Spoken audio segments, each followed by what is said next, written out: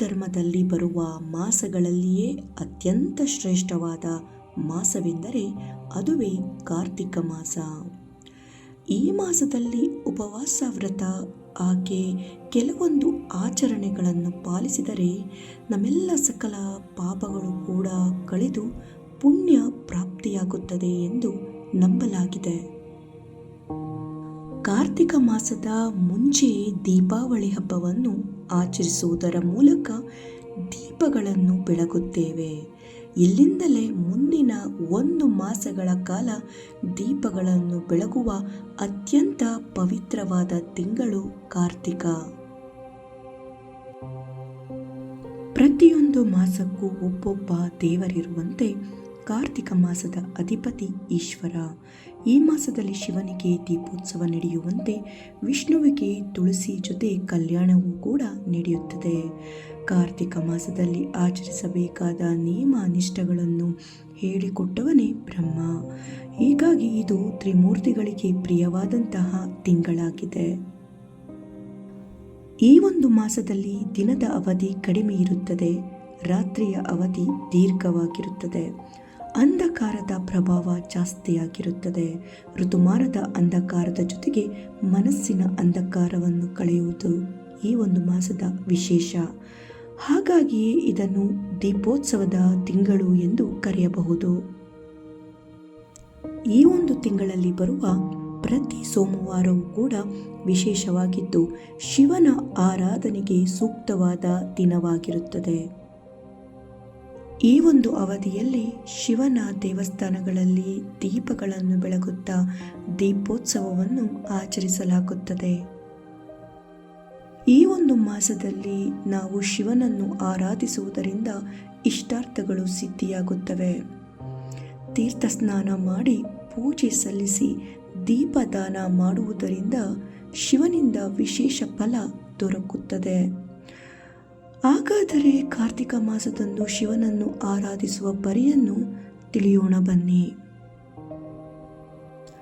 ಮುಂಜಾನೆ ಬೇಗ ಎದ್ದು ಸ್ನಾನ ಮಾಡಿ ಶುಭ್ರವಾದ ಬಟ್ಟೆಯನ್ನು ಧರಿಸಿ ಸೂರ್ಯೋದಯಕ್ಕೆ ಮುನ್ನ ಶಿವನ ದೇವಸ್ಥಾನಗಳಿಗೆ ಹೋಗಿ ಶಿವನಿಗೆ ಅಭಿಷೇಕ ಮಾಡಿಸಬಹುದು. ಕಾರ್ತಿಕ ಮಾಸದ ಮೊದಲ ಸೋಮವಾರದಂದು ಉಪವಾಸ ಆಚರಿಸಬಹುದು. ಉಪವಾಸ ಮಾಡುವವರು ಶಿವನಿಗೆ ಅಭಿಷೇಕ ಮಾಡಿದ ಬಳಿಕ ಉಪವಾಸ ಆರಂಭಿಸಬಹುದು. ಸಂಜೆ ಪ್ರದೋಷ ಕಾಲದಲ್ಲಿ ದೇವರ ಮನೆಯಲ್ಲಿ ದೀಪಗಳನ್ನು ಬೆಳಗಿಸಿ ಶಿವನನ್ನು ಆರಾಧಿಸಬೇಕು. ರಾತ್ರಿ ಚಂದ್ರ ಉದಯಿಸಿದ ನಂತರ ಶಿವನ ದೇವಾಲಯಗಳಿಗೆ ತೆರಳಿ ದೀಪಗಳನ್ನು ಬೆಳಗಿಸಿ ನಂತರ ಶಿವ ಪಂಚಾಕ್ಷರಿ ಮಂತ್ರವನ್ನು ಪಠಿಸಿ ಉಪವಾಸವನ್ನು ಮುಕ್ತಾಯಗೊಳಿಸಬಹುದು. ಉಪವಾಸವನ್ನು ಆಚರಿಸದೇ ಇದ್ದರೂ ಕೂಡ ಶಿವನನ್ನು ಆರಾಧಿಸಬಹುದು. ದೀಪಗಳನ್ನು ಬೆಳಗಿಸಿ ಮಂತ್ರಗಳನ್ನು ಪಠಿಸಿ ಆ ಒಂದು ದೇವನನ್ನು ಸ್ಮರಣೆ ಮಾಡಿದರೆ ಶಿವನು ಒಲಿಯುತ್ತಾನೆ. ಹಾಗೆ ಈ ಒಂದು ಮಾಸದಲ್ಲಿ ನಾವು ಒಂದು ವಿಶೇಷವಾಗಿ ಪಾಲಿಸಬೇಕಾದಂತಹ ನಿಯಮವೇನೆಂದರೆ ಮದ್ಯಪಾನ ಮಾಡುವುದಾಗಲಿ ಅಥವಾ ಮಾಂಸ ಸೇವನೆ ಮಾಡುವುದಾಗಲಿ ಮಾಡಬಾರದು. ಈ ಒಂದು ಮಾಸ ತುಂಬಾ ಶ್ರೇಷ್ಠಕರವಾದಂಥ ಮಾಸವಾಗಿದೆ. ಈ ಎಲ್ಲ ನಿಯಮಗಳನ್ನು ನಾವು ಪಾಲಿಸಿ ಶಿವನನ್ನು ಆರಾಧಿಸಿದರೆ ನಮ್ಮೆಲ್ಲ ಇಷ್ಟಾರ್ಥಗಳು ಕೂಡ ಈಡೇರುತ್ತವೆ. ಶಿವನ ಕೃಪೆಗೆ ನಾವು ಪಾತ್ರರಾಗಬಹುದು. ಈಗ ಕೇಳೋಣ ಶಿವ ಪಂಚಾಕ್ಷರಿ ಸ್ತೋತ್ರ. ಇದನ್ನು ಪೂಜೆ ವೇಳೆಯಲ್ಲಿ ಶಿವನನ್ನು ಆರಾಧನೆ ಮಾಡುವಾಗ ಇದನ್ನು ಕೇಳಿ ಹಾಗೆ ಪಠಿಸಿ. ಓಂ ನಮಃ ಶಿವಾಯ. ನಾಗೇಂದ್ರಹಾರಾಯ ತ್ರಿಲೋಚನಾಯ ಭಸ್ಮಾಂಗರಾಗಾಯ ಮಹೇಶ್ವರಾಯ ನಿತ್ಯಾಯ ಶುದ್ಧಾಯ ದಿಗಂಬರಾಯ ತಸ್ಮೈ ನಕರಾಯ ನಮಃ ಶಿವಾಯ. ಮಂದಾಕಿನಿ ಸಲಿಲ ಚಂದನ ಚರ್ಚಿತಾಯ ನಂದೀಶ್ವರ ಪ್ರಮಥನಾಥ ಮಹೇಶ್ವರಾಯ ಮಂದಾರ ಮುಖ್ಯ ಬಹುಪುಷ್ಪ ಸುಭೋಚಿತಾಯ ತಸ್ಮೈ ಮಾಕರಾಯ ನಮಃ ಶಿವಾಯ. ಶಿವಾಯ ಗೌರೀವದನಾಬ್ಜ ವೃಂದ ಸೂರ್ಯಾಯ ದಕ್ಷಧ್ವರ ನಾಶಕಾಯ ಶ್ರೀನೀಲಕಂಠಾಯ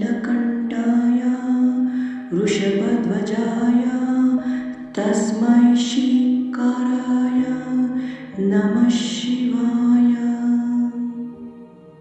ವಸಿಷ್ಠ ಕುಂಭೋದ್ಭವ ಗೌತಮಾರ್ಯ ಮುನೀಂದ್ರದೇವಾರ್ಚಿತ ಶೇಖರಾಯ ಚಂದ್ರಾರ್ಕ ವೈಶ್ವಾನರ ಲೋಚನಾಯ ತಸ್ಮೈ ವಕಾರಾಯ ನಮಃ ಶಿವಾಯ. ಯಜ್ಞಸ್ವರೂಪಾಯ ಜಠಾಧರಾಯ ಪಿನಾಕ ಹಸ್ತಾಯ ಸನಾತನಾಯ ದಿವ್ಯಾಯ ದೇವಾಯ ದಿಗಂಬರಾಯ ತಸ್ಮೈ ಯಾಕರಾಯ ನಮಃ ಶಿವಾಯ. ಪಂಚಾಕ್ಷರಮಿದಂ ಪುಣ್ಯಂ ಯಾ ಪಠೇಜ್ಜಿವ ಸನ್ನಿಧೋ ಶಿವಲೋಕಮವಾಪ್ನೋತಿ ಶಿವೇನ ಸಹ ಮೋದತೆ. ಈ ಒಂದು ಪವಿತ್ರ ಮಾಸದಲ್ಲಿ ಬೆಳಗಿಸಿದ ಪ್ರತಿಯೊಂದು ದೀಪವೂ ಕೂಡ ನಮ್ಮ ಅಜ್ಞಾನದ ಕತ್ತಲೆಯನ್ನು ದೂರ ಮಾಡುತ್ತದೆ, ಜ್ಞಾನದ ಬೆಳಕನ್ನು ಹರಿಸುತ್ತದೆ. ಈ ಒಂದು ಪವಿತ್ರ ಮಾಸದಲ್ಲಿ ಶಿವನನ್ನು ಆರಾಧಿಸಿದರೆ, ಅವನ ಮಂತ್ರಗಳನ್ನು ನಾವು ಪಠಿಸಿದರೆ ನಮ್ಮೆಲ್ಲ ದುಃಖ ಕಷ್ಟಗಳು ಕೂಡ ಕರಗಿ ಹೋಗುತ್ತವೆ, ಆತ್ಮ ಶುದ್ಧಿಯಾಗುತ್ತದೆ ಮತ್ತು ಮನಸ್ಸಿಗೆ ಶಾಂತಿಯನ್ನು ತರುತ್ತದೆ. ಈ ವಿಡಿಯೋ ನಿಮಗೆ ಇಷ್ಟ ಆಗಿದೆ ಅಂತ ಭಾವಿಸ್ತಾ ಈ ವಿಡಿಯೋನ ಇಲ್ಲಿಗೆ ಎಂಡ್ ಮಾಡ್ತಾ ಇದ್ದೀನಿ. ವಿಡಿಯೋ ಇಷ್ಟ ಆಗಿದ್ರೆ ವಿಡಿಯೋಗೆ ಲೈಕ್ ಕೊಡಿ, ಹಾಗೆ ಸಬ್ಸ್ಕ್ರೈಬ್ ಮಾಡ್ಕೊಂಡಲೇ ನೋಡ್ತಿದ್ರೆ ಸಬ್ಸ್ಕ್ರೈಬ್ ಮಾಡ್ಕೊಂಡು ನೋಡಿ, ಮತ್ತು ನಿಮ್ಮ ಪ್ರೀತಿ ಪಾತ್ರರಿಗೆ ಈ ವಿಡಿಯೋನ ಶೇರ್ ಮಾಡಿ. ಹಾಗೆ ನಿಮ್ಮ ಅನಿಸಿಕೆಗಳನ್ನು ನನಗೆ ಕಮೆಂಟ್ ಬಾಕ್ಸಲ್ಲಿ ತಿಳಿಸೋದನ್ನು ಮರಿಬೇಡಿ. ಈ ಒಂದು ಬೆಳಕಿನ ಮಾಸದಲ್ಲಿ ಶಿವನ ಕೃಪೆ ಸದಾಕಾಲ ಎಲ್ಲರ ಮೇಲೆ ಇರಲಿ. ಹಾಗೆ ಜೀವನದಲ್ಲಿ ಸುಖ ಶಾಂತಿ ನೆಮ್ಮದಿ ಸದಾಕಾಲ ತುಂಬಿರಲಿ. ಹರ ಹರ ಮಹಾದೇವ.